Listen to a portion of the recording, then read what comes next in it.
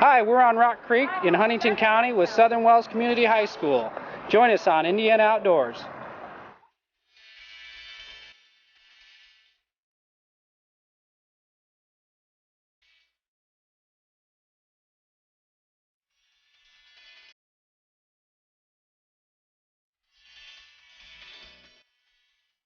Hello and welcome to Indiana Outdoors. I'm Jill Ditmire. And I'm Don Van Meter. Today we have stories about baseball, kites, and high school students who learn literally in rivers and streams. And your pet topic, Don, soil erosion. Oh, great. As a soil scientist, I love to talk about soils. Okay, Professor. Isn't soil just a scientific name for dirt? Oh, Jill, it's a lot more than that. You watch the story that we taped earlier, and I'll give you all the dirt you need to know about soil. Okay.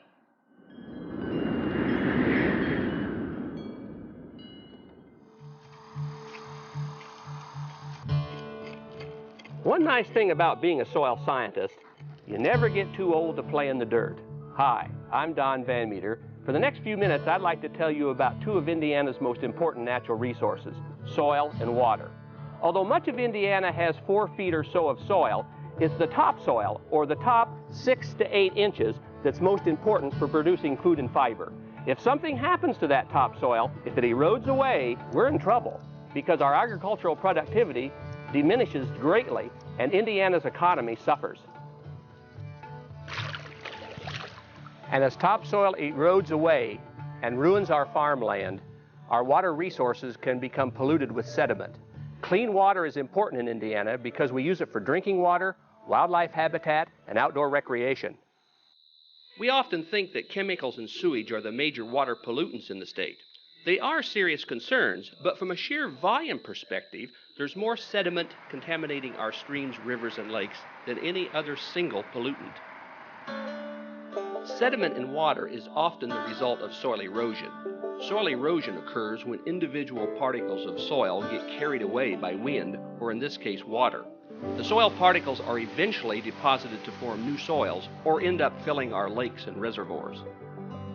Over a period of only a few years, the entire layer of topsoil can be eroded away. When this occurs, it becomes difficult for plants to grow and our ability to produce food is lost.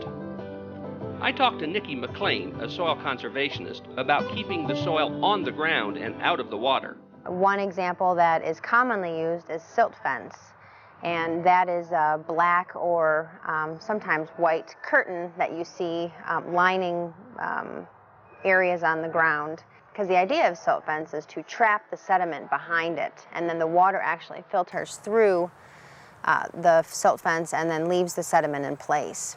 Another practice that is often done is just to simply build a retention or detention pond first and make sure that all of your land slopes right to the retention area, and then ensure that your outlet to the retention or detention area is high enough that it's going to be a sediment trap, and then you would just excavate that before you left the site. And so what a lot of times happens is the sediment is all trapped in this retention pond, and then it's excavated before they leave the site. So spending a little money on the construction site, preventing the soil from leaving that site, and applying some conservation measures makes good economic sense compared to digging it out of the ditches later. Yes, that's true. When soil is exposed and unprotected, anytime it rains, you'll have soil erosion. One of the cheapest ways of preventing soil erosion by water is sowing a cover crop. Wheat is usually the cheapest, and it grows in the winter. Sowing wheat will give the soil a nice cover until it's ready to be disturbed again. Following these best management practices are important in protecting the soil and water in Indiana. These techniques will keep the soil in place and out of our streams, lakes, and rivers.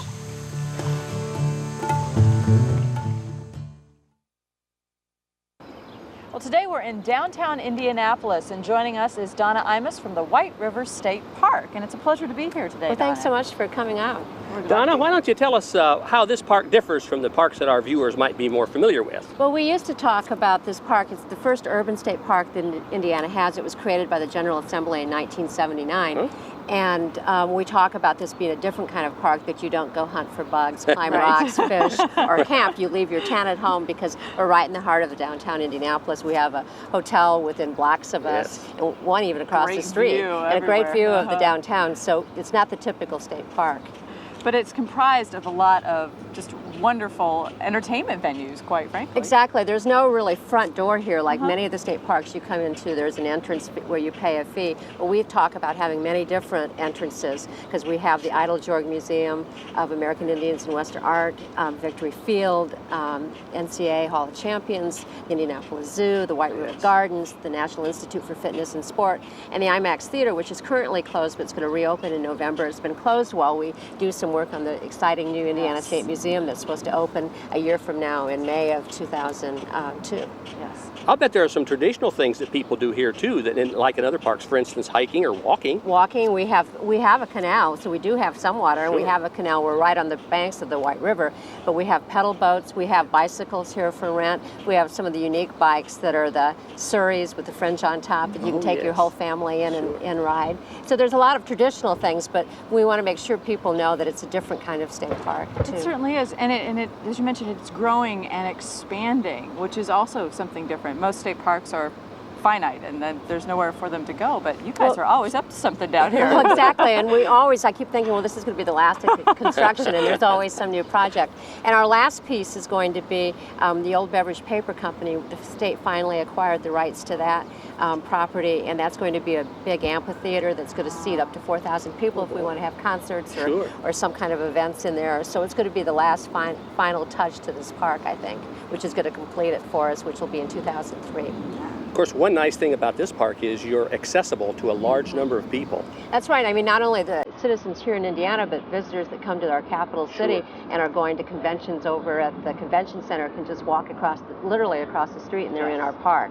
So this is, it's a kind of hidden treasure, and we now are talking about how there's more to do than you ever knew here. And that's our new kind of tagline that we're using now on all of our advertising that we're doing. So we hope that people are going to start coming down and seeing everything that we've got to do here. And you mentioned festivals. I mean, it's a wonderful place in the summer. You have a lot of big festivals that take place here. I mean, almost every weekend now we're booked with different festivals, whether it's vintage wine tasting or it's Taste of Indiana, which is a festival we put on here as a park, or the Jazz Fest takes place here. So there's really something, you just come on down, and there's plenty of parking. That's the other nice thing, for people to understand, that even though we're in the heart of the city and blocks from the Capitol, that there's plenty of parking, whether it's at the zoo and the gardens, or we have an underground garage that has 800 places. So there's plenty of parking all around here. Something for everyone. Absolutely. Exactly. And more to do than you ever knew. Exactly. We're going to take our viewers around and see some of the spots. And thank you, Donna, so much for inviting us down I hope everybody today. comes down and sees us. We will. Okay.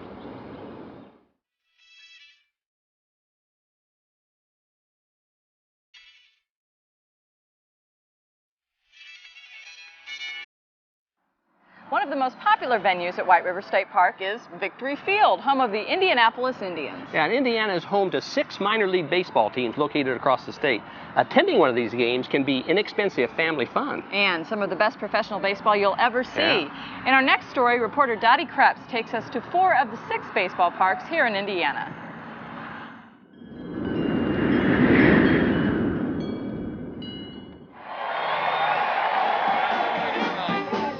As minor league baseball celebrated its 100th anniversary in 2001, families again discovered what fun it could be to attend a game.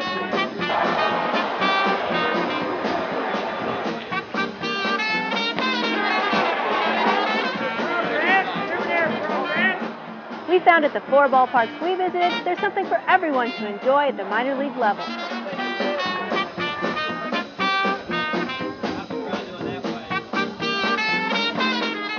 We're at Bosse Field in Evansville, Indiana, home of the Evansville Otters.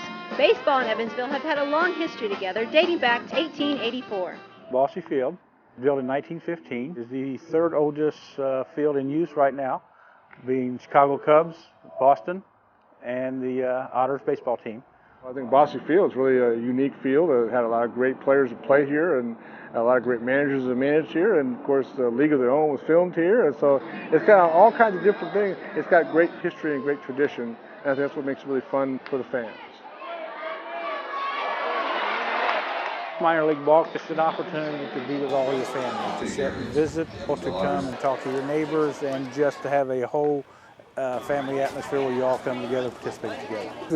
The thing with minor league baseball, because every town is different, and I think you go through every minor league town is a small town. And I think the community really gets, if that's their big league, that's their team, and they take a really onus to that. What's your favorite part about coming to a game? I love this stadium and the fans and the idea that you can get out here in the evening. It's usually nice and cool and you know the people around. It's just a good time. It's a good way to relax. So I think that's the unique part of minor league baseball. What's fun about minor league baseball is still for the fans. Nice ringy dingy bell here. Then we've got these cowbells, and those are real nice too. They make a lot of noise. You've got to have whistles. You've heard of the bells and whistles?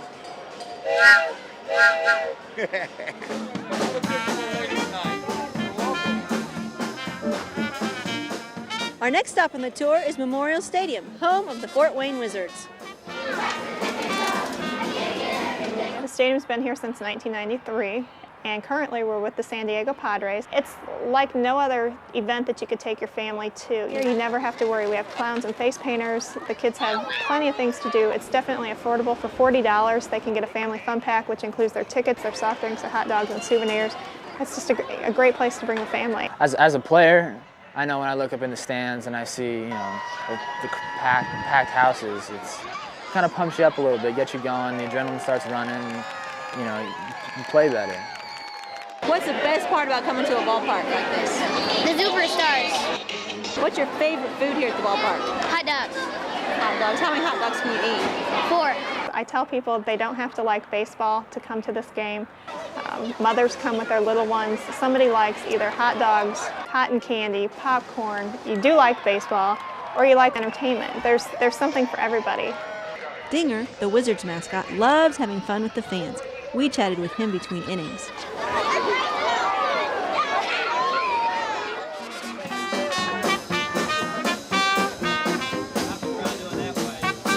The sun's shining. It's a great day for baseball in the north central part of the state. We're in South Bend at Kovaleski Stadium, home of the Silverhawks.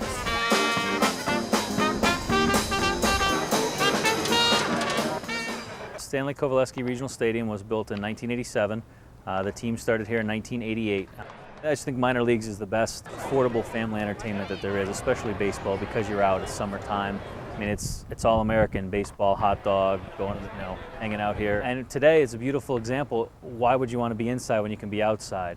It's a way to have fun, and it's not a you have to sit in one place thing for kids. There's so many activities with the fun zone and the bullpen and the picnic garden and the mascots and the entertainment acts we do. Every night is a unique event, even though it's always a baseball game.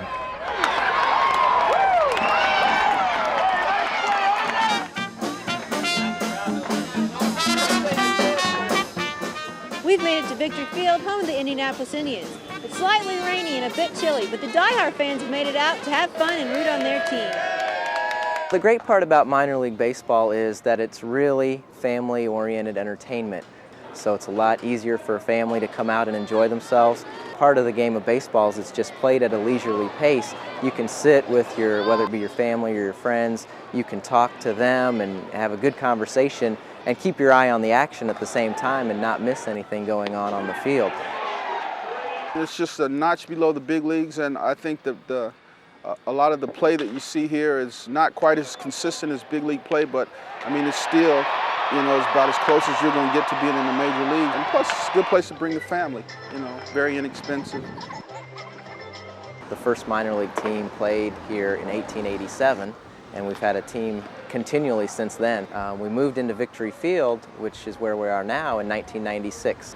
It was one of the first of a lot of new ballparks built around the country in minor league baseball, but it's still one of the best. The great parts about this park is, one, it's dug into the ground, and you have a great view of the downtown skyline. In fact, Baseball America magazine 2 years ago named Victory Field as the best minor league ballpark in America.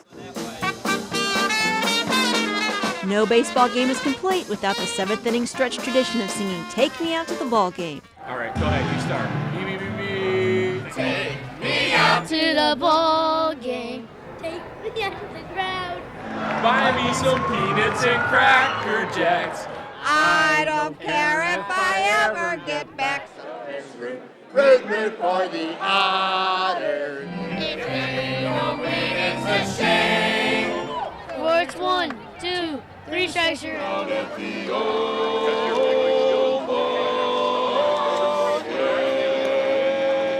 For Indiana Outdoors, I'm Dottie Krebs. Indiana Outdoors got word of a high school in Wells County that has an interesting project. So we tagged along with the students from Southern Wells Community High School to Rock Creek, where they really jumped into the Rivers and Streams project.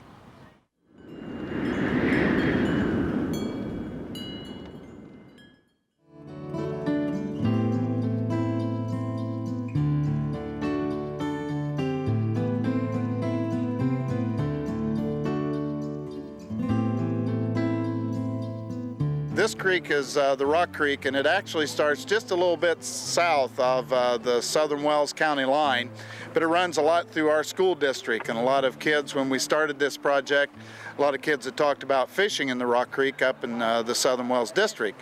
And so we decided, well, why don't we study the Rock Creek? I'm Jerry Penrod. I teach social studies at Southern Wells High School in Southern Wells County. The class that I have out here today is current issues.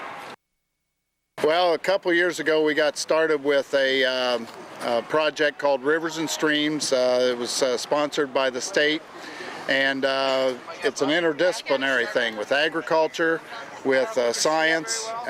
Originally it was with English and then social studies. And we of course go more for the clean water quality, dealing with the environment and things like this from a social studies standpoint. We did surveys out here in '95. We probably picked up maybe 3 or 4 of this size, and the rest were right around that 10-inch range.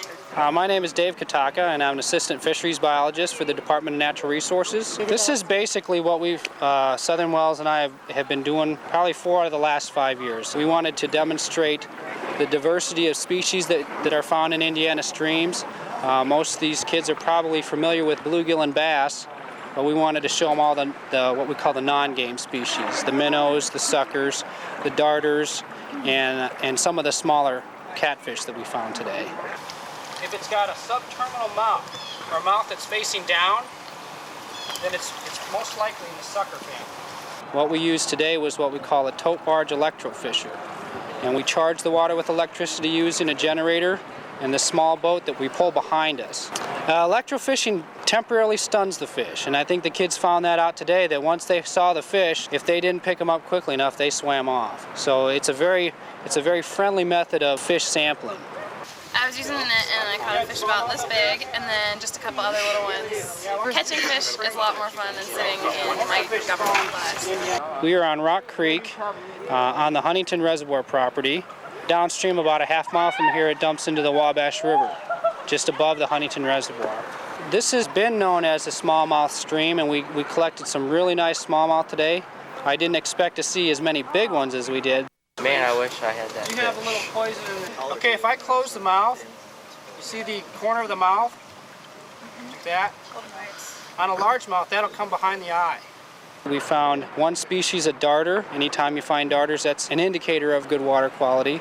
We found 2 species of suckers, one of which was what we call a northern hog sucker. That's another indicator of clean water, clean, fast, cool water. So it was encouraging. Everyone needs clean water. It's nice for fish to have clean water, but we need it too. It's amazing to me that we have to teach people to have clean water. It's a really good learning experience. My name is Steve Stauffer. I teach agriculture at the Southern Wells High School and FFA advisor. Today, we're really emphasizing how man has affected the stream and the land over time. And so we're going to do a little bit of a cleanup. And they're going to be picking up trash and man-made hazards that have been just thrown away and things of this sort. Kind of do an environmental type thing with Mr. Stauffer this afternoon. There's normal things along the stream. You're going to find pop cans and this type of thing. But there's some other things that might be surprised to find. There's appliances, toilets. It's sad to say that we have caused those kinds of effects that we see right here. My name is Mr. Butler. I'm a biology teacher at Southern Wells High School, and I'm here as a first-year teacher here at this Field and Stream project. What I'm going to be doing with my kids is going to basically collect invertebrates. We got one! Oh yeah! And their job is to classify the invertebrates, perhaps as true bugs or spiders or worms or flies or larvae of various types. They're also going to graph the results as well, so hopefully we'll get some good data for that as well. I actually came on this field trip when I was a freshman, and now I'm a senior, and I had the chance to come back, and I really wanted to come back because it's such a beautiful place, and just it's always a fun day. So we want them to appreciate the fresh air, the nature that they're seeing out here, and the cleanness of the water and things of this sort, and hope that they'll always remember this. The good thing about seeing all this stuff in rivers and streams, you get to see exciting stuff that you'd normally see on the Discovery Channel or PBS. What we hope that the kids get out of this today is an appreciation for nature and that. And Dave Kataka talked a little bit about that. If you didn't know you were in northern Indiana, just outside of Fort Wayne, you would swear that this was in southern Indiana at the very best. When somebody comes in that wants to pollute a stream, they'll say, hey, wait a minute, no, we don't want you doing that. I don't know if a TV camera can do justice to the beauty that we saw while shooting our next story. I've flown a lot of kites in my life, but I've never seen anything quite like this precision team flying that we witnessed recently at a competition in Muncie.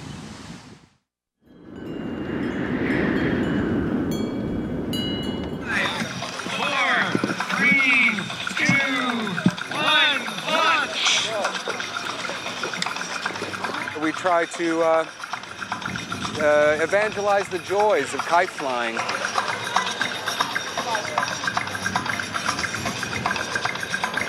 We put on events all over the state, you know, to try and do that. I'm Mark Kunoff. I'm the vice president of the Hoosier Kite Flyer Society, which is a group of kite flyers all over the state. This is definitely an activity for all ages. It really supports family get-togethers. Today at the sport kite competition, we had a 8-year-old who won a third place trophy, and we had a 50-year-old who placed in the sport kite competition. It really is an activity that is conducive to family get-togethers and relaxation and relieving of stress. Chicago Fire is an amazing group of kite flyers who fly in synchronization to a musical composition. They spend a lot of time practicing to keep things in sync with the music. It's kind of like the Blue Angels jet team.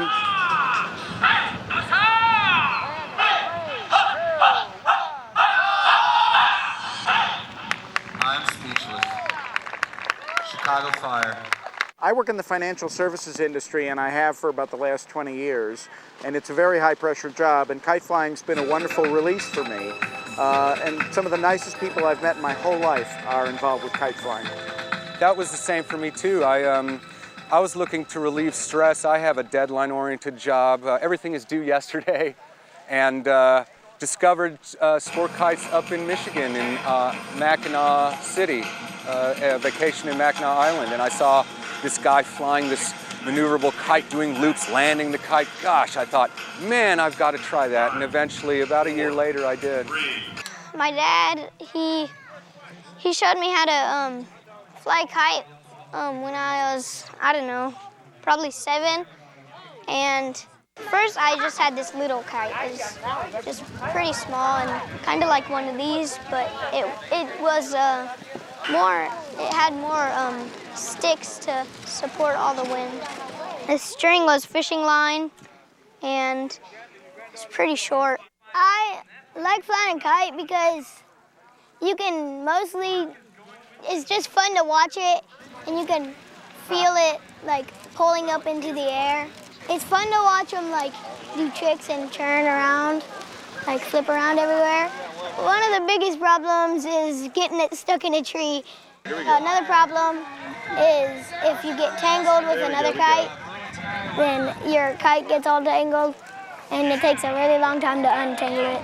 So much has changed in the 20 years since I was a kid, and kites have changed a lot too. We now have these maneuverable kites, dual line, quad line, And there's so much to it that we just want to spread awareness about it. You know, you can do it with completely recycled materials.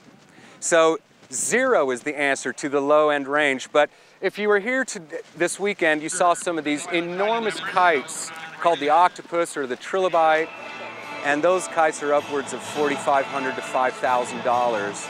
What we're making today is a sled kite, and it's made out of a trash bag. We get these bags out of Fort Wayne. We got about 14 different colors. It's a simple tape-together project. We have a couple of spars made out of wood dowel, and we have some tape, some filament tape that we tape together with. It's about a 10-minute workshop, and we're just getting ready to help this young man make a kite. We sure would appreciate a small donation. We've got a little donation. Punch a small hole, since we're going to be putting a bridle line on the kite right now. You remember how to put the bridle line on? Gary? And it looks like he's doing a very good job over there. They used the filament tape to put the streamers on the bottom of the kite.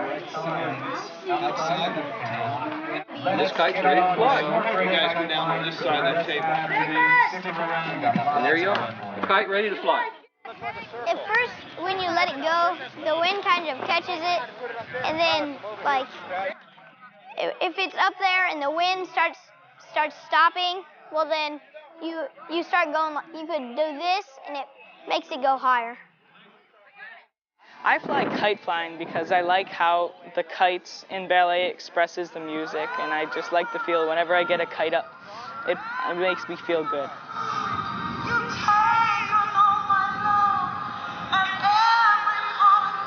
There really aren't any salaries or big prize cash winnings at these events. And, you know, I think a lot of people like it that way. We love the sport. We love to perform for people. We put a lot of time into it. And so when we have the crowds clapping and cheering for us, it's just a wonderful feeling. Yeah, a great way to do it is to become a member of the Hoosier Kite Flyer Society. For $7 measly, you can become a member. It's real easy. You can email HoosierKite@yahoo.com. And if you become a member, you'll have access to all of these great kite flyers and kite events, and about 300 brand new kite flying friends. So come on to our club, and we'd love to have you aboard. So I'm going to lean my head around the banners. Well, it's time for Jill and me to fly away like those kites. We hope you'll visit all the sites here at White River State Park in beautiful downtown Indianapolis. And we hope you'll join us again next time on Indiana Outdoors. Bye-bye. Bye, everybody. This is really nice right here. Oh, this is a nice site. For a copy of today's program, call 1-800-252-WIPB or send a $10 check payable to WIPB-TV, Ball State University, Muncie, Indiana, 47306.